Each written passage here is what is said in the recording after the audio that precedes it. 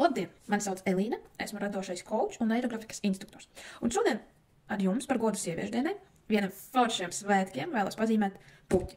Šī puķa būs īpaša, jo ar katru šo te ziedlapiņu, kas būs iezīmēta mūsu darbiņā, mēs atvilksim un saņemsim sievišķu enerģiju. Nu ko, aiziet. Priekš darbiņam būs nepieciešams cirkulis, ja nav cirkuļa, tad droši var zīmēt aplus ar brīvu roku. Flomasters, varbūt kāda pildspalva, es šo ņemšu flomasteri, marķieri, un, protams, krāsu zīmuļu vai flomasteri, ko jums skatoties, kas jums ir ērtāk, ar ko strādāt. Nu ko, tad aiziet. Šodien es strādāšu ar cirkuli, bet ja tev nav cirkuļa, tad droši nebēdā. Tātad pirmais, kas mums būs nepieciešams, tātad uz baltas lapas sazīmēsim apļus. Man šodien plānā ir šajā mazajā lapiņā, ko es jums šodien rādu šeit, ielēnt 7 tādi kā līmeņi, 7 dažāda izmēra apļu.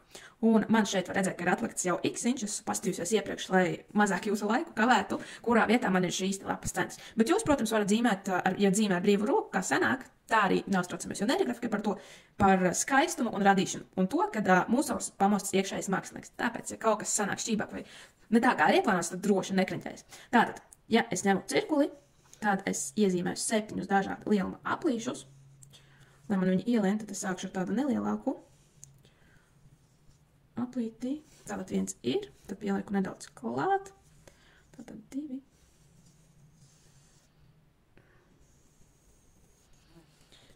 Tātad 3. Tātad 4.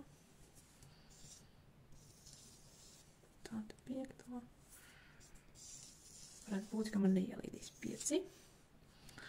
Un beidzamais 6. Jā, bišķīt iet pāri, par to arī nekriņķējamies. Un 7. būs tāds.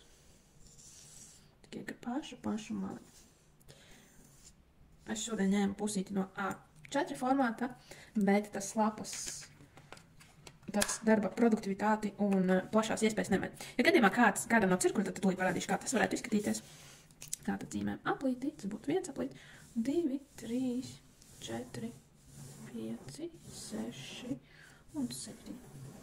Nevajag baidīties, ka aplis ir sanācis tāds nedaudz pašķīps, bet tas viss ir kārtībā. Jo mēs zinām, ka neirografika ir par neironiem, un mūsu neironi strādā jebkurā brīdī, kad mēs esam nodevuši impulsu mūsu pirkstu galiņiem, un caur pirkstu galiņiem notiek šo te neironu saišu mainīšanās un signāls, ka mums ir kaut kas jādara mūsu nerviņiem. Un ko, kad ir uzzīmēti šie 7 līmeņi, tad nākamais, ko mēs darām, mēs sākam zīmēt lotusa ziediņus. Tad lotusa ziediņu zīmēju. Šajā mazākajā aplī man ir ieplānots, ka būs 4 ziediņi, un es zīmēju viņus tādā veidā. Tā kā kvadrāta iekavas. Un tādā veidā mēs aizpildam visu šo te mūsu zīmē. Un, respektīvi, nākamajā līmenī jau iezīmējam vairāk, sanāks mums šo te lotusa lapiņu. Un tad par šo te apļu kontūru mēs arī viņas iezīmējam. Šodien izvēlēju zīmēt ar flomasteru, lai jums viss būtu redzams. Bet, kas grib var droši zīmēt gan ar pildspalvu, gan ar gēla pildspalvu, parasto pildspalvu, flomasteriem, zīmonim, kas jums šodien ir par rokām, ar ko gribās. Un tādā veidā šiem te lotusa ziedlapiņam mēs aizpildam visu zīmē. Zīmējot katru ziediņu, mēs varam iedomāties šīs te īpašības, ko mēs vēlamies, kas mums asociēs ar sievišķību. Kāpēc tieši ar sievišķību? Jo šīs ir 8. marta mans pārsteigums jums. Respektīvi, katrā ziedlapiņā mēs dodam šīs te īpašības, ko mēs vēlētos, lai mums būtu. Un, vai arī, piemēram, mums šīs te īpašības ir, bet mums viņas vajag nedaudz paplašināt un dot par viņām zināt.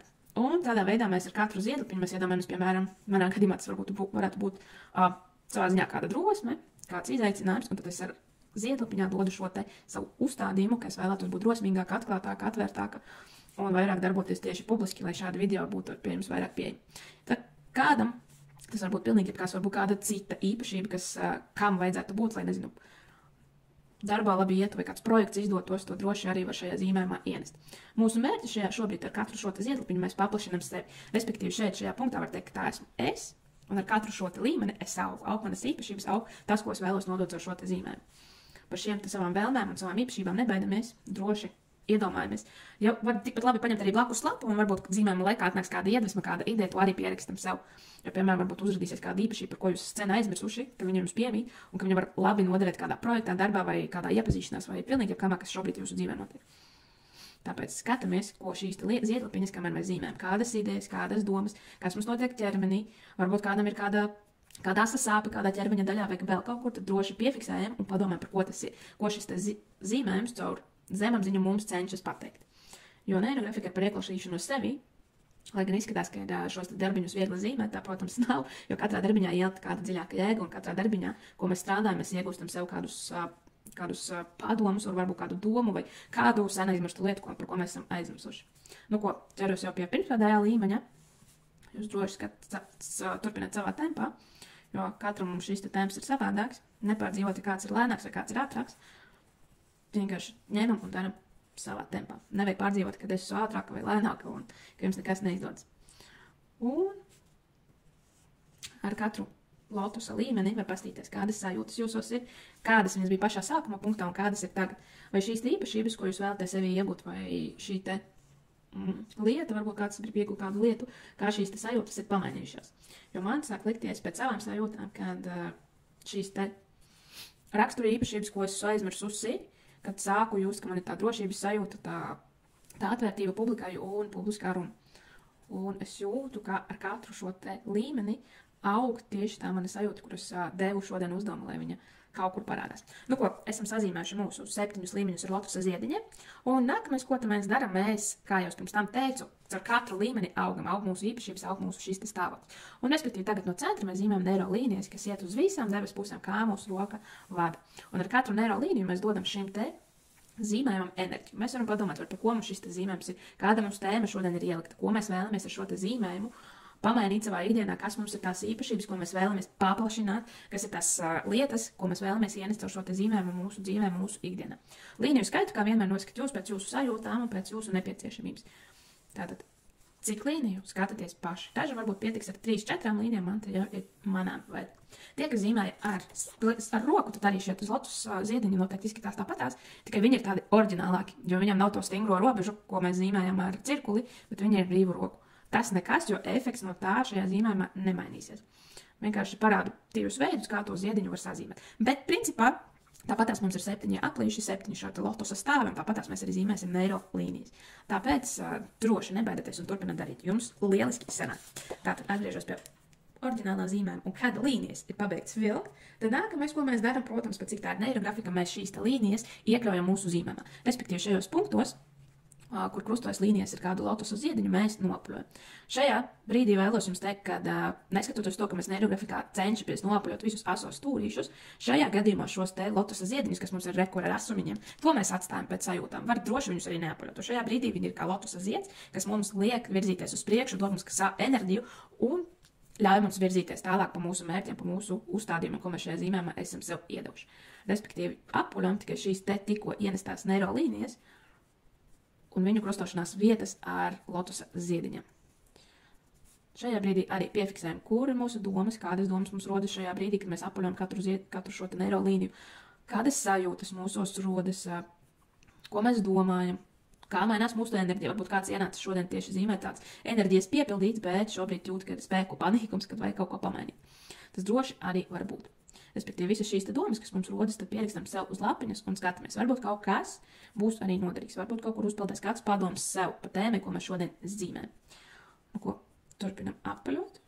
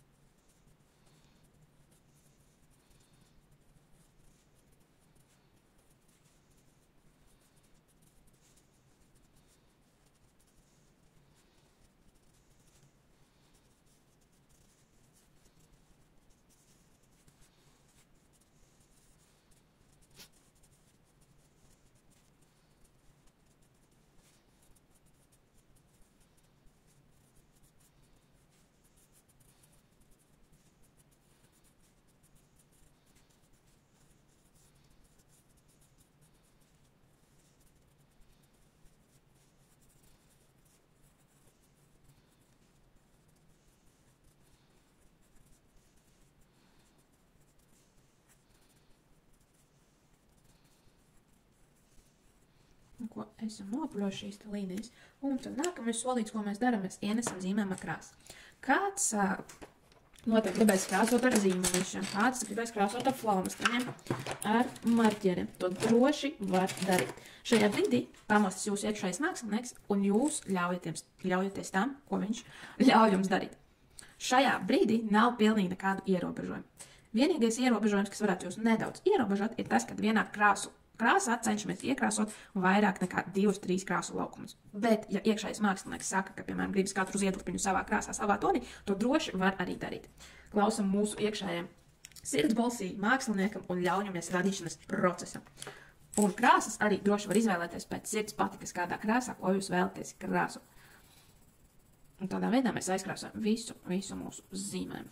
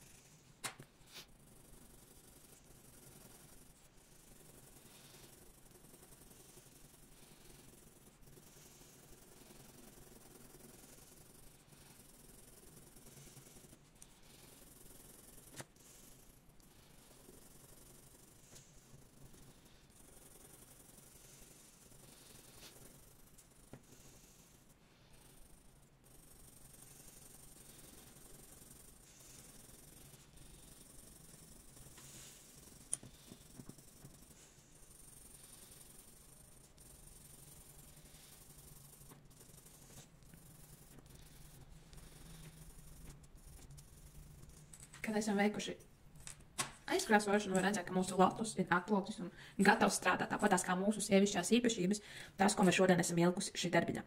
Un nākamais solis, ko mēs darām, ir tas, ka mēs ņemam kādu krāsu, kas izceļās, un iezīmējam lauka līnijas, ja kā es viņus parasti saucu, enerģijas līnijas. Ienesīsim zīmēm vairāk enerģijas, lai tas, ko mēs esam ielikuši šos te nozīmi un vispārējās lietas, kas mums radās procesa laikā, lai transformējās, lai labāk iekļaujas mūsu dzīvē un piešķir mums vairāk enerģijas šim te darbiņam. Kā mēs to darām? Mēs varam izvēlēties, ir divas opcijas. Pirmā, mēs izvēlamies pa līnijām, kas jau ir darbiņā, bet, ja grib, tad otrā opcija, ka mēs ņemam un iezīmam kādu jaunu neirolīniju. Es šajā gadījumā izvēlos ievilkt to pašu līniju, ko es jau ienesusi, un dodu šai līnijai papildus enerģiju, izceļot viņu. Var to patās darīt ar to pašu krāsu, ar ko mēs šīs līnijas zīmējam. Tad ir jāatcerās viens, ka šai līnijai, ko mēs šobrīd enerģijas līnijā izceļam, ar piemiedzot aci, viņa ir nedaudz jāizceļās salīdzinot ar citām līnijām. Tā, lai uzreiz mēs pasakam, jā, šī ir mana enerģijas līnija. To droši var izvēlēties, var ņemt kādu citu krāsu, kā es sarkanu, vai arī ar to pašu melno, kas ir pirms tam izmantots. Un šīs līnijas var ienest iekšā darbiņā. Nepārspīlējam, izvēlamies kādas 2-3 papildus līnijas, kas dos papildus enerģiju, papildus šo te plūšanu mūsu darbiņu. Kad mēs ievelkam šīs te divas līnijas, uzreiz liekas, ka caur darbiņu pilnīgi kā elektrība tāda ir papildus enerģija ielikta. Un, ja kāds grib, tad varbūt ir kāda vieta, ko gribās izcelt arī lotusā, bet tas nav obligāti skatīties pēc savām sajūtām. Kad tas viss ir izdarīts, tad mūsu darbiņš ir pabeigts. Nu ko, šodienas darbiņš man ir pabeigts. Priecājos ar jums, ka bijāt kopā ar mani šajā foršajā dienā, šajā foršajā video. Un priecāšos, ja nospiedīsi laiku, piesakosi šim te kanālam, vai arī padalīsies ar savu darbiņu kādā no sociālajiem tīkliem. No manas puses saku tev paldies, lai forša un izdevusies diena, lai šis lotus iekļaujās tavā dzīvē un visas šīs īpašības, ko mēs šodien centāmies iezīmēt, un lai viņš uzziet, lai iekļaujās forša tavā dzīvē un ikdienā. Paldies tev un tiekamies jau nākamajos video.